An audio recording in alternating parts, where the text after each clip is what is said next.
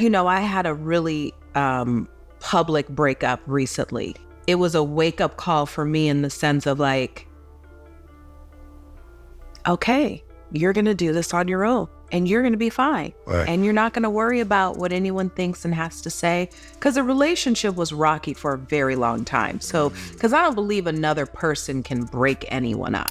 Nia Long, if she was with them for 13 years, right, and they still hadn't gotten married, but they were engaged, there was probably some underlying issues there. Maybe this was the straw that broke the camel's back. You know, and when you are a celebrity like that, being publicly humiliated, I think the stakes are a little bit higher. Just like she can't embarrass him publicly, he can't embarrass her. And when one of them breaks that promise, it is devastating. Y'all, Nia Long has not been having the most pleasant time. First, it was Taraji putting her in her place. Then it was Sherri Shepherd dragging her edges. And now Nia's ex, Ime Udoka, is out here saying that she has always been a messy girl and the world is just finally catching up to her.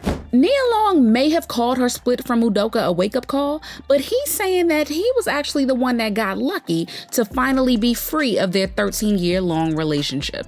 Nia was always a bit more into the relationship than he was, and child, something tells me that if it wasn't for a very public embarrassment, that she would still be holding on to him and probably would have found a way to brush it under the rug while he just wanted to be free from her.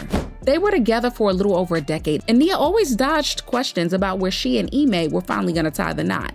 She said that marriage was not a priority for her, and both of them were okay with where their relationship was at. She made it very obvious that she was all in on her relationship with Udoka, even willing to leave behind her life in Hollywood just to be with him in Boston. So it seems like she was the one really holding on to their relationship the whole time, while Ime never really planned to marry Nia, and maybe never even saw the relationship lasting for as long as it did.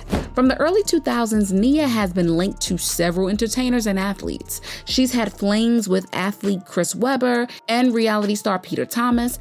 There was even a time where there was word going around that she and her Love Jones co-star Lorenz Tate may have had a little thing together. Lorenz, did y'all two ever date, you and Nia Long?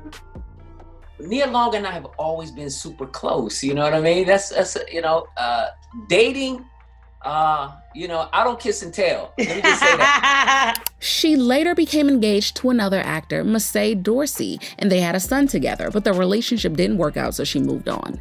Yet, none of her other relationships lasted very long until she met Ime Udoka in 2010. Nia was 39 at the time, and she was in Boston filming a show when she was set up by a mutual friend with 32-year-old Ime, who was in town with his team, the Sacramento Kings. He was only there for a fun weekend with his team, but he and Nia hit it off almost immediately and they started going out. No one knew how serious their relationship was until they welcomed their son Kez Sunday in 2011. And after 5 years of being together, they confirmed their engagement in 2015. This means that she was wearing that engagement ring for 7 years until the relationship ended. And if that wasn't enough to tell me that Ime did not want to seal the deal with her, nothing will. But there's just one little issue about dating people from the NBA, or honestly, athletes in general. There will always be groupies hanging around athletes after every game in hopes of sleeping with these players. Now, no one is saying that Ime did any of that, but we aren't saying that he didn't either. And even after he stopped playing ball and became a coach for the Boston Celtics, that lifestyle was still there. And he never really saw himself being tied down to one woman, no matter who she was. He always had one foot in and one foot out of the relationship, and his job as the head coach provided that perfect excuse for why he couldn't be at home with their family as much. Nia defended the distance in their relationship, saying that Ime constantly having to travel for work makes their relationship much more fun since they can always meet up later. But child, it was more than just that job that was keeping Ime away from home. Now, when the Boston Celtics released that public statement saying that Ime was being suspended and investigated for workplace shenanigans, child, it was shocking. Oh, he wasn't just messing with one person. Oh no, it was 2 staff workers. Both of them were married, and one of the women he had an affair with was married to a senior vice president in the Celtics organization who called for the 1-year suspension. As you reflect on what happened in Boston, do you feel like the Celtics were justified in the actions that they took against you? Yeah, I mean, honestly, my part in it was to take ownership and accountability for my part. You know, they had a choice to make a decision, and they went that route. And my thing was own up to it, take responsibility, and you know, I served the suspension and had to own it, honestly. So, same thing I'll preach to the guys. I can't sit here and not take accountability myself. So, it was their right to go about it however they wanted to, and that's the choice they took.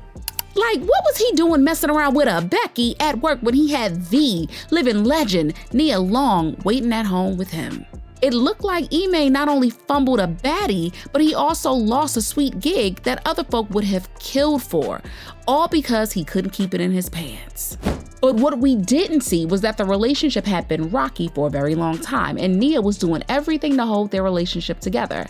One time, she admitted that sometimes she felt like a part-time single mother with their son Kez since his dad was barely around. Yet she was too invested in their relationship to call it quits. I mean, the Boston Celtics announced that suspension in September of 2022, and Ime knew that it was coming since July. He knew that he was about to make headlines, and he knew that it was going to be a massive embarrassment for Nia Long. Yet he encouraged her to uproot her life in Hollywood and come down to live with him in Boston, and told her nothing about it until it completely blew up in her face. And fans were also quick to notice that when he made his public apology, he mentioned his family last and never actually acknowledged the hurt he caused Nia. He said, "I want to apologize to our players, fans, the entire Celtics organization, and my family for letting them down. I am sorry for putting the team in this difficult situation, and I respect the team's decision. Out of respect for everyone involved, I will have no further comment."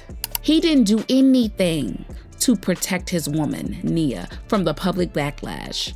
And if that was the message that Nia needed to tell her that he didn't want her anymore, then baby, she got it. And what makes it even worse is that if the public embarrassment didn't come the way it did, Nia probably would have still found a reason to hold on to that relationship. Even when she addressed the cheating scandal, she didn't call out Ime for breaking up their family or not apologizing to her publicly. But do you know what she did do? She called out the Boston Celtics for making the announcement publicly and not caring enough to handle it privately for her sake and because of their son. She also said that it was very disappointing to see that no one in the Celtics bothered to call her to see if her and her children were doing okay. And then, honestly and truthfully, her statements about they took a very private situation and made it public, it sounds to me, Nia, like you were expecting the Celtics to protect you. When it's all said and done, it was his job to protect you. Oh, that's a fact. His job not to even do this. So this means that Nia probably knew what time he was on and was willing to stick around and make things work, just as long as it didn't reach the public eye. Where I'm irritated with Nia is that Nia would have stayed. Had this would have never got out in the public, Nia would have stayed. She didn't want to leave. And I'm going to tell you how I know she would have stayed. Because when she made that post talking about the Celtics, it was the Celtics that embarrassed her. The Celtics didn't think about her son. The Celtics didn't think about her family when they decided to air out the very relationship they told him to keep his. And Ime knew that Nia wouldn't take anything messing with her public image that she spent decades building and crossed that boundary without a second thought.